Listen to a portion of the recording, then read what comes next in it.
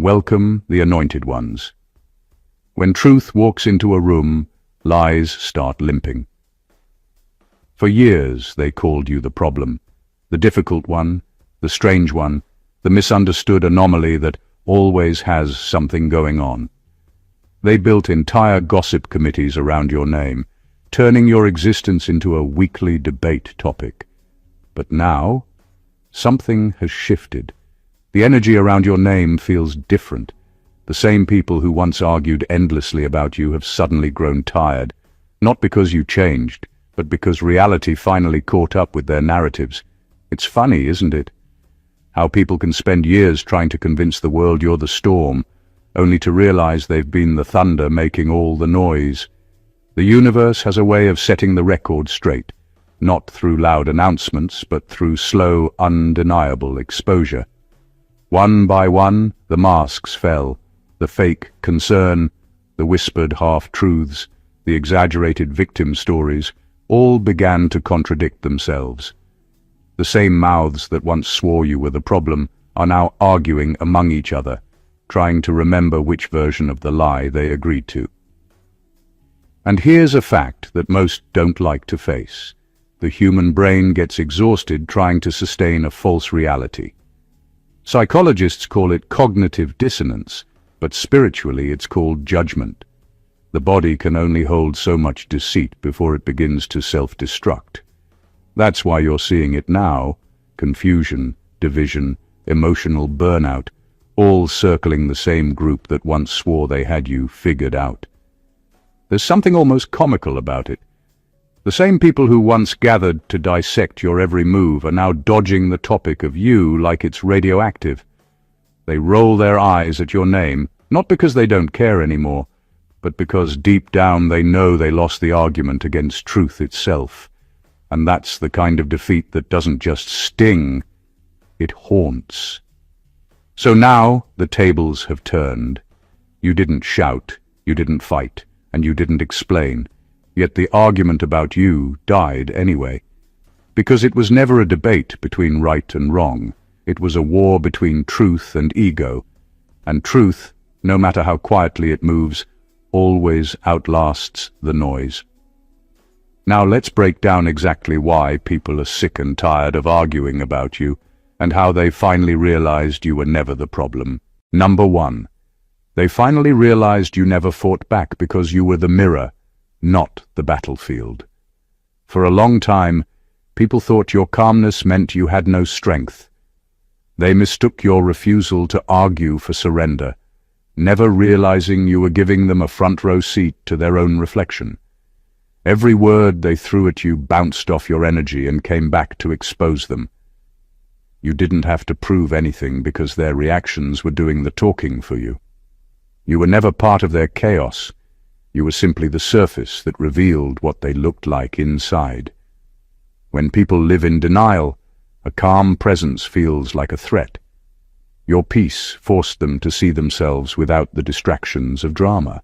They thought they were humiliating you, but what they were really doing was unraveling their own character in front of everyone.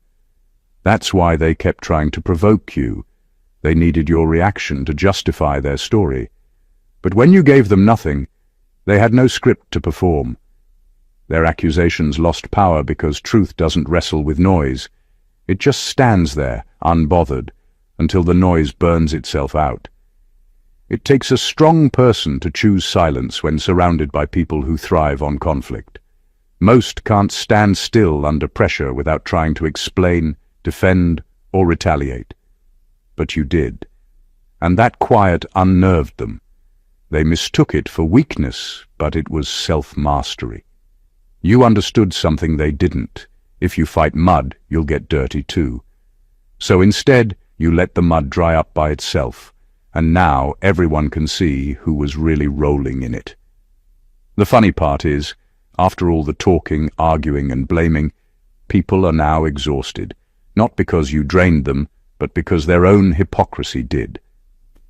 Fighting with a mirror is a losing game. They kept trying to make you the villain, only to realize every attempt made them look worse. Eventually, the energy flipped. You became untouchable, not because you defended yourself, but because you didn't participate. Your stillness forced everyone to face the truth they'd been avoiding. And when truth finally showed up, their fight lost meaning. You weren't the problem. You were just the reflection that made the problem impossible to ignore. Number 2. They're not tired of you. They're tired of the guilt you awaken in them. That's the part they'll never admit. Every time your name comes up, it stirs something they've tried hard to bury. You remind them of everything they said they were, but never became. Your presence brings out the conscience they keep trying to silence. It's not that you're doing anything wrong. It's that you expose everything they've done wrong just by being yourself. That kind of truth is uncomfortable to look at for too long. When someone carries guilt, even kindness can feel like confrontation. That's why your peace bothered them. You didn't argue, you didn't retaliate, you didn't gossip back. You just continued being genuine. And that sincerity became a mirror they couldn't escape. Deep down, they knew how they treated you wasn't right. They knew the stories they told didn't match who you really were. So every time they heard your name, their chest tightened a little. They rolled their eyes or changed the subject, not because they didn't care, but because caring meant facing what they'd done. The exhaustion you see now is the weight of unconfessed guilt.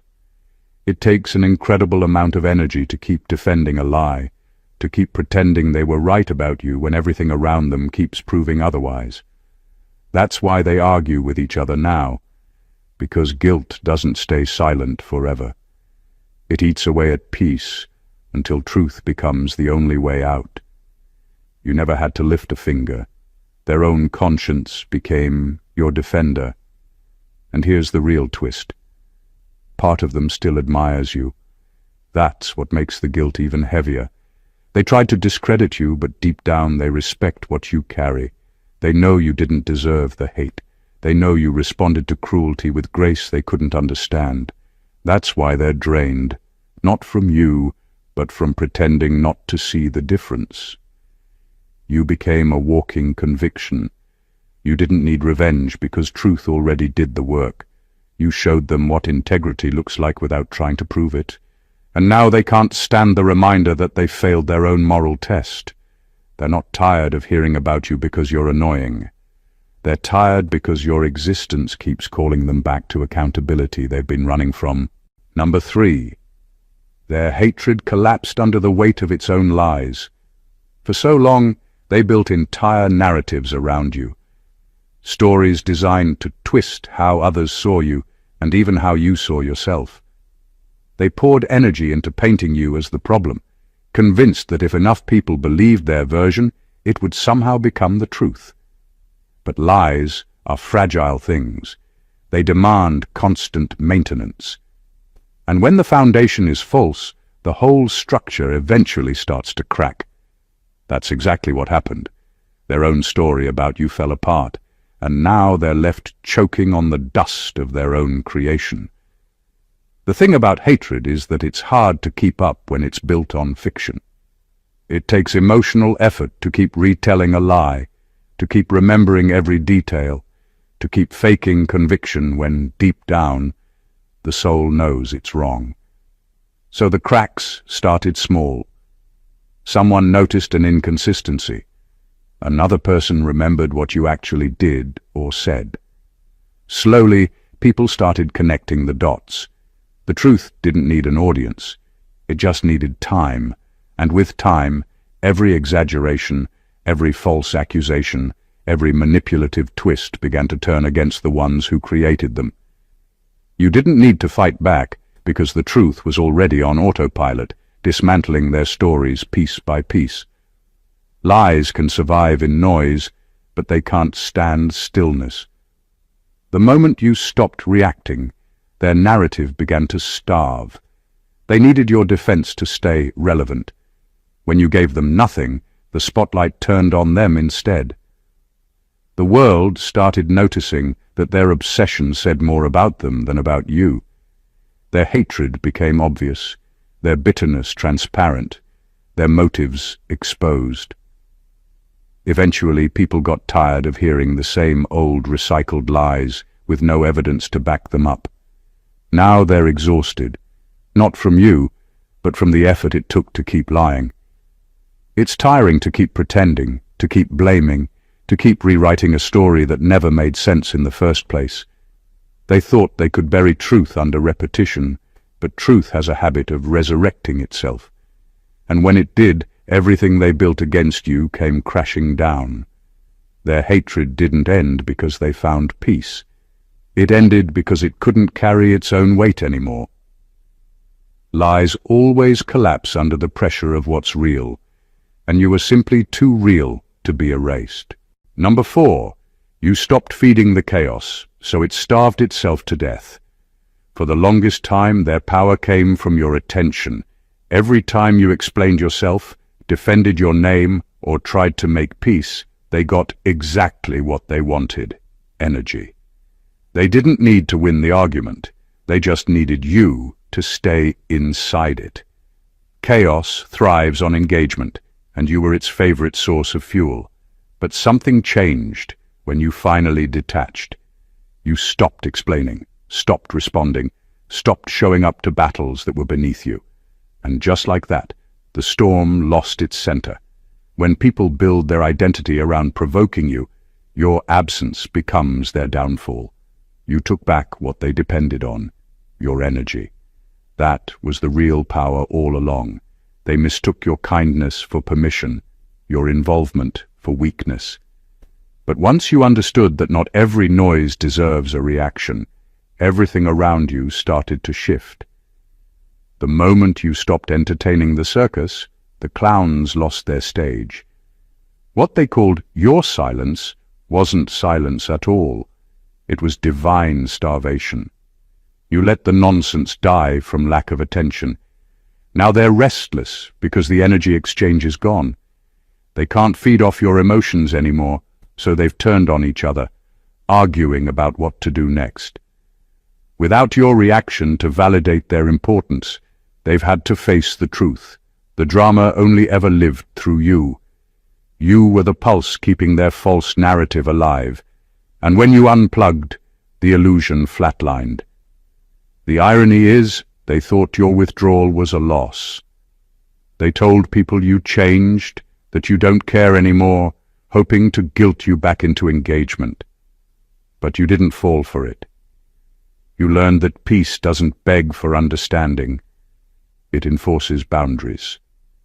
And that kind of peace is terrifying to those who thrive on control. Now they're standing in the ruins of their own chaos, wondering why it all feels empty. You didn't win by proving them wrong. You won by refusing to participate. You became untouchable because you finally understood that the loudest noise in the room can't survive without an audience. When you stopped clapping for their drama, the show ended, and the silence that followed wasn't weakness. It was justice. Number 5. Your consistency shattered their collective delusion. They thought if they pushed you long enough, cornered you deep enough, or provoked you hard enough, you'd eventually break and validate their lies. But you didn't. You stayed calm, you stayed grounded, you stayed you. And that simple, steady presence dismantled everything they tried to build against you. People who rely on manipulation can't stand consistency. It exposes their instability. Every time you showed up unchanged, they lost a piece of the illusion they worked so hard to keep alive. You became the living contradiction to their story. They said you were dramatic, but you remained peaceful. They called you fake, but your truth never wavered. They accused you of being unstable, yet your composure stayed solid, while theirs cracked under their own weight. At first they thought they could outlast you, that eventually you'd lose your cool, reveal your flaws, or say something they could twist. But instead, your calm became their frustration. They weren't fighting you anymore. They were fighting the reality that your character was real and theirs was performative. Consistency is one of the most uncomfortable forms of truth. It doesn't argue, it just endures. It slowly makes liars look foolish because they can't fake steadiness for long. Every day you remained authentic, their story lost power. Their alliances started to crumble too, because even the people who once sided with them began noticing the pattern. They realized that the so-called problem remained poised while the accusers kept changing stories, tones, and targets. Eventually, the group delusion collapsed under its own contradiction. The exhaustion they feel now isn't just guilt. It's the fatigue of maintaining a false image while standing next to someone unshakably real. You were the reminder that truth doesn't need revision. They had to keep rewriting their version of events to stay believable, but you didn't have to change a word.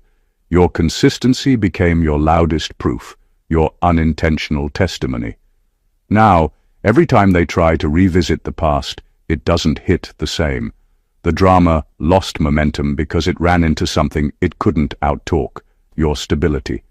They finally realized you were never pretending, you were just being, and that simple, unwavering authenticity destroyed the illusion they once depended on. Number 6. You became the uncomfortable proof that God chooses who He pleases. That truth alone broke more egos than any confrontation ever could. People don't mind seeing blessings.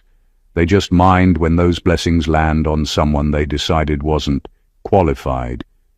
You didn't fit their image of what chosen should look like. You didn't come from where they expected. You didn't speak how they thought a favored person should. They confused God's criteria with their opinions. And when heaven picked you anyway, it exposed the limits of their understanding. Your life became the contradiction they couldn't explain. They tried to humiliate you, yet somehow you kept rising. They spoke curses, yet doors kept opening. They tried to ruin your reputation, yet opportunities found you. It wasn't luck, it was evidence. You became living proof that divine favor doesn't need human approval. That's what made them angry. It wasn't just jealousy. It was confusion disguised as righteousness. They wanted to believe that success only comes to the people they deem worthy, and your life kept interrupting that illusion. They debated about you, trying to rationalize how you kept standing after everything meant to break you. Some said you were manipulating, others said you were lucky, but none of them wanted to admit the truth. Grace was covering you. They couldn't accept that God would anoint someone they rejected. But that's how divine justice works. God doesn't pick based on popularity or reputation. He picks based on purpose. You became that unsettling reminder that His choices are not up for discussion. And when they realized their words couldn't stop what was meant for you, the arguments began to dry up. The same people who once claimed to know your downfall by heart now avoid the topic completely. They're tired because they've been wrestling with the obvious. Your growth makes no earthly sense. Every time they thought you were finished, something greater unfolded. That pattern broke their pride. It forced them to confront a spiritual truth they didn't want to face. That God's favor doesn't bend to human bias. Now your existence itself preaches without words. You became the walking contradiction to their theology, the unexpected vessel of a grace they couldn't control. They learned the hard way that divine choice is not a democracy, it's a decree, and your life was the proof that heaven never needed their permission to bless you. Number 7. They're tired because the devil they fed turned on them. What started as small talk grew into something much darker. Every rumor, every insult, every twisted version of your story was like feeding a wild animal. And they didn't realize that creature would eventually come for them too. Gossip feels powerful in the moment.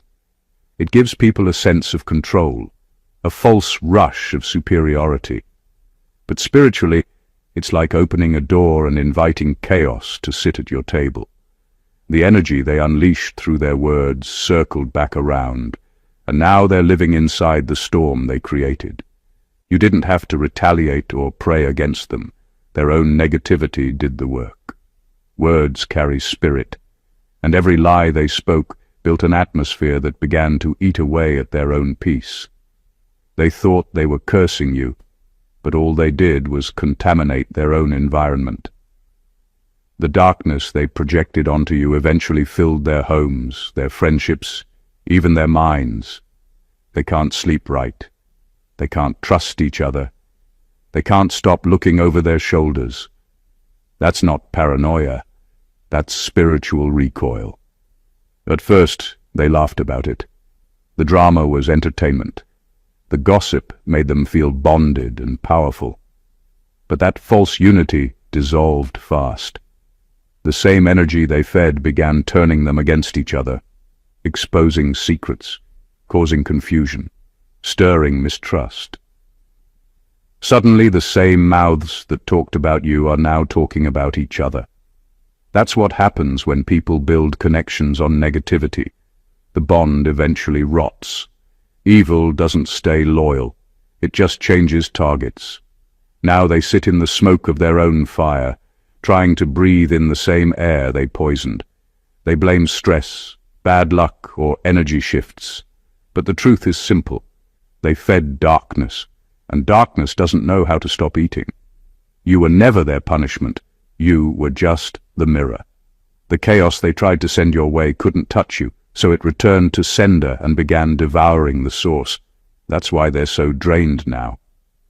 The thrill is gone, the gossip circle is broken, and the consequences are finally catching up. They thought you were the danger, but the real danger was the spirit they kept entertaining. In the end, the devil they fed didn't stay loyal.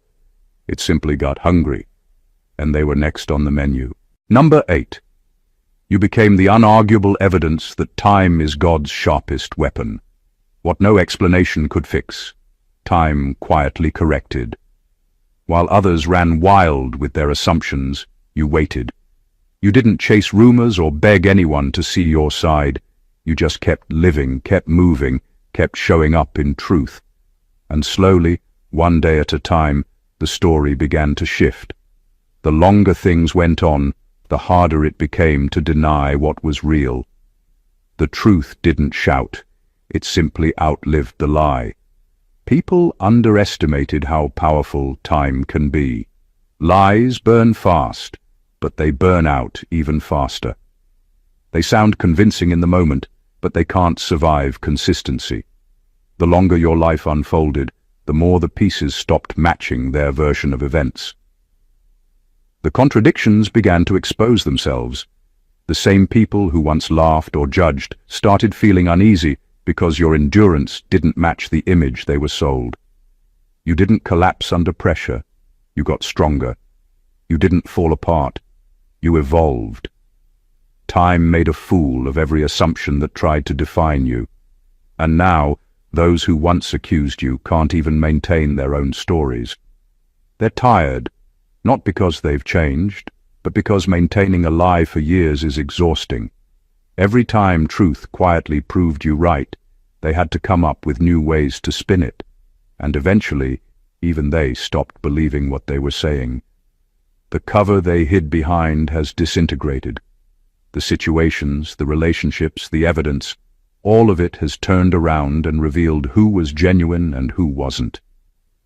What you didn't know back then was that God was using time as your greatest defense. You weren't being delayed, you were being documented. Every hardship, every misunderstanding, every false accusation was being recorded for a moment like this, when the truth would need no witnesses, just time.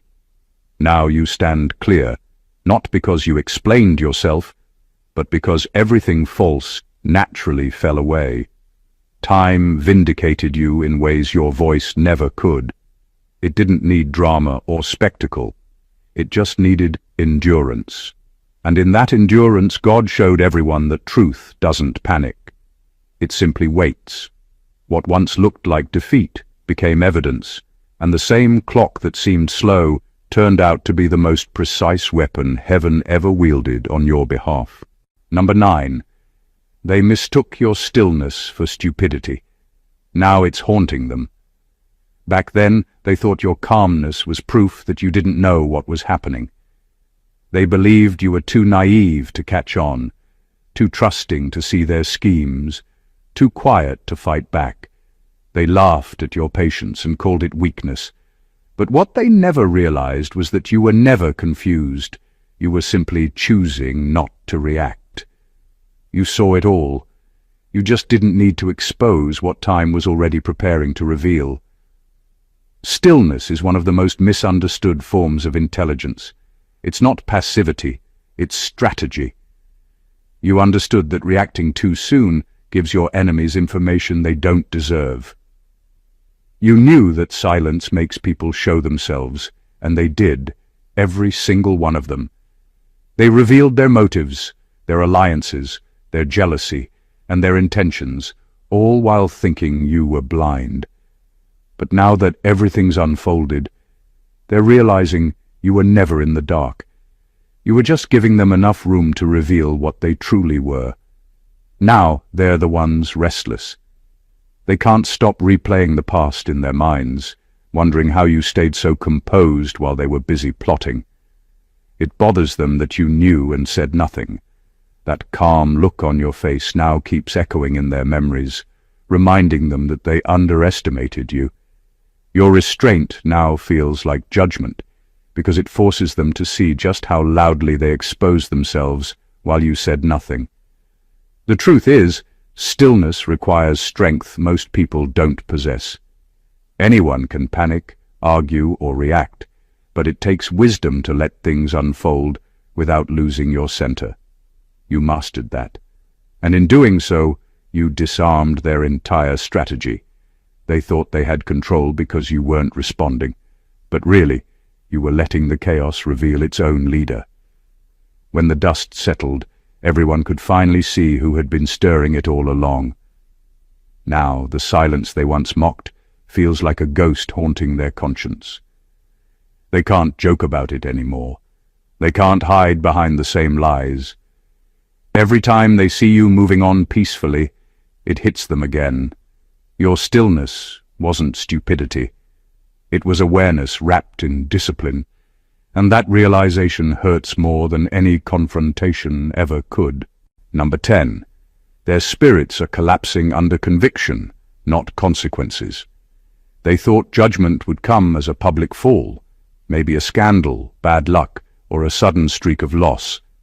They expected karma to look dramatic, like something they could see and explain away.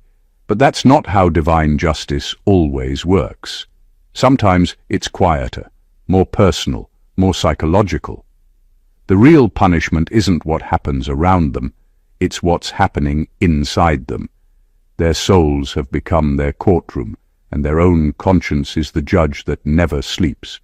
The same mouths that once cursed you now replay their words over and over in the silence of their rooms. Every insult, every betrayal, every cruel thing they said about you echoes in their minds like a tape they can't turn off.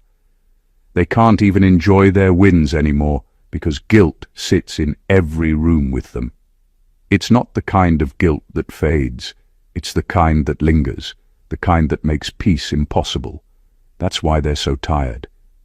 The exhaustion you see isn't from life's pressures. It's the spiritual fatigue of carrying unconfessed wrongdoing for too long. Conviction is heavier than any physical burden. It eats at sleep, appetite, focus, even joy. They try to laugh like before, but the laughter feels forced. They try to move on, but their spirit drags behind them, weighed down by what they did. You never cursed them, never sought revenge, but life has a way of amplifying the truth until it becomes unbearable. They can't unsee how wrong they were, and pretending doesn't work anymore. It's strange. They thought exposing you would bring them peace, but instead, it exposed them to themselves. Every lie they told now whispers back to them in quiet moments. Every act of cruelty they justified now looks smaller, meaner, more desperate. And deep down they know you didn't deserve any of it. That's why the guilt cuts so deep. You were never their enemy. You were their test, and they failed it without realizing what was at stake.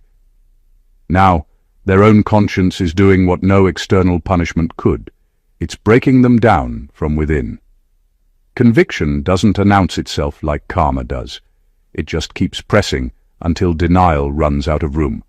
And by the time it's done, the punishment won't be exposure or humiliation. It'll be the haunting truth that they hurt someone who only ever meant them peace. And that realization alone is enough to crush the soul. Number 11. The more they talked about you, the more they exposed their own reflection. What started as gossip eventually turned into self-revelation, because energy doesn't lie, it mirrors. Every time they tried to tear you down, they unknowingly broadcasted their own character flaws. Their insults stopped describing you and started describing them. The bitterness, envy, cruelty, and insecurity they projected in your direction became the only things people could see. And over time, everyone started to notice that the stories never quite matched your energy, only theirs. At first, it seemed like they had the upper hand. They were loud, confident, and persuasive. But repetition has a strange effect. It strips words of their disguise. The more they repeated their tales, the more hollow they sounded. Their anger became suspiciously personal, their obsession too emotional to be logical. People began connecting the dots, realizing that their hatred said more about what they lacked than what you'd done. They wanted to destroy your reputation, but their emotional fingerprints were all over the mess. And now, it's their credibility that's in ruins. There's a certain poetry in how truth handles arrogance. You didn't have to defend yourself. You simply stayed grounded in who you were. And while they kept talking, life kept aligning evidence in your favor. The contrast became too glaring to ignore. Your peace versus their restlessness, your growth versus their regression. Every rumor they spread now circles back and points to them. It's almost divine comedy, the universe turning their gossip into a mirror they can't escape from. That's why they're so exhausted now. It's not your name that wears them out. It's what it reflects back to them. Every conversation that starts about you ends with them confronting themselves. They tried to weaponize your identity, but it backfired because your character was too solid to distort. Now, every attempt to humiliate you only reminds people of their own hypocrisy. They thought they were narrating your downfall, but they ended up writing their own confession. And the most ironic part, they can't stop talking. They're addicted to the sound of their own projections, even as it ruins them. The universe made your silence their mirror. And now they're trapped arguing with their own reflection, mistaking it for you. Number 12. You became too evidently protected to be blamed anymore. There came a point when their usual tactics stopped making sense, even to the ones who used them. Every attempt to destroy you seemed to rebound with eerie precision. Rumors dissolved before they could stick. Alliances against you crumbled overnight, and every trap they set somehow closed in on them instead. After a while, it stopped looking like coincidence and started looking like divine interference. People began whispering, not about your flaws, but about your favor. The pattern became undeniable. Every scheme against you ended in confusion for them and elevation for you. At first, they thought you were just lucky. Then they tried to rationalize it. Maybe you had connections. Maybe you were playing some deeper game. But luck doesn't operate with such consistent accuracy, and manipulation doesn't bring peace. Eventually, they had to confront what they didn't want to admit. You were covered, not by influence, not by coincidence, but by something higher than their reach. That realization alone broke the illusion of control they'd built their confidence on. Because once people recognize that someone is divinely backed, fear replaces arrogance. Your existence became a silent sermon, that protection can't be bought, faked, or forced. It can only be bestowed. And nothing threatens the ego of controlling people more than witnessing a protection they can't penetrate. It exposes their powerlessness. They exhausted themselves trying to figure out how you kept standing after each ambush, how you stayed calm while they unraveled, how things somehow turned in your favor every single time. Eventually, even their followers got tired, because it's hard to keep blaming someone when every accusation collapses under the weight of grace. Now, your name carries a kind of caution with it. People speak it with lowered tones because they've seen what happens when someone tries to mess with you, the spiritual ricochet, the instant karmic backlash, the unexplainable reversals. You became proof that divine protection is not superstition, it's spiritual law. And that realization drained the energy out of their slander. There's nothing left to argue when the evidence of favor is too visible to deny.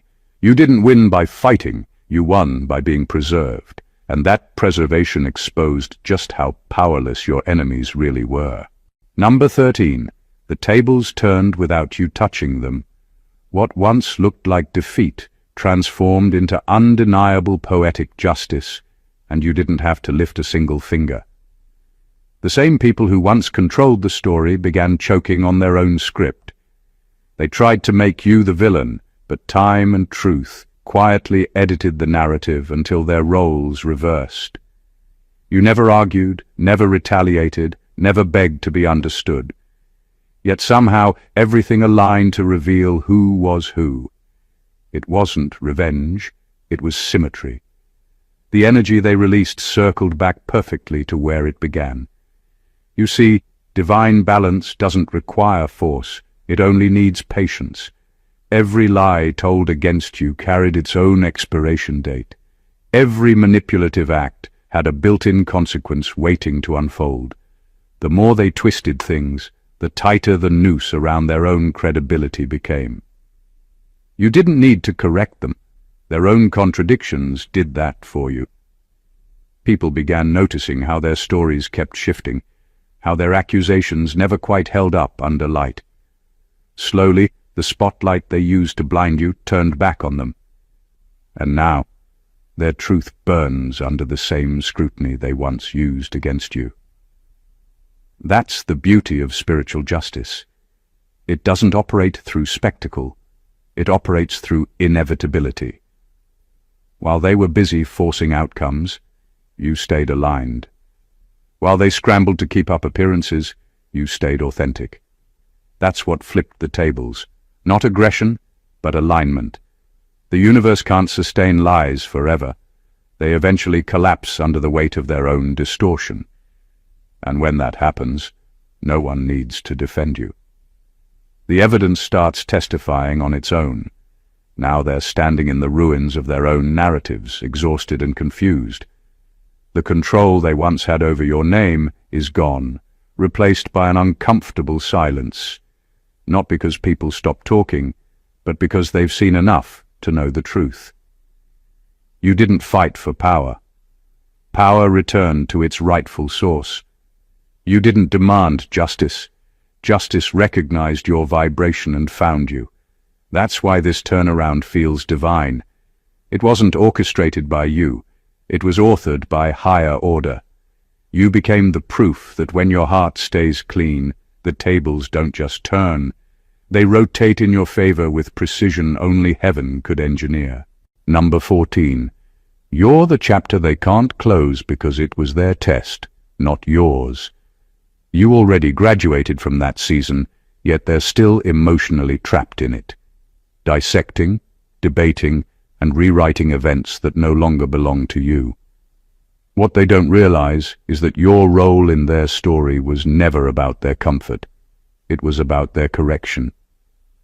You were placed in their path to expose the parts of themselves they refused to confront.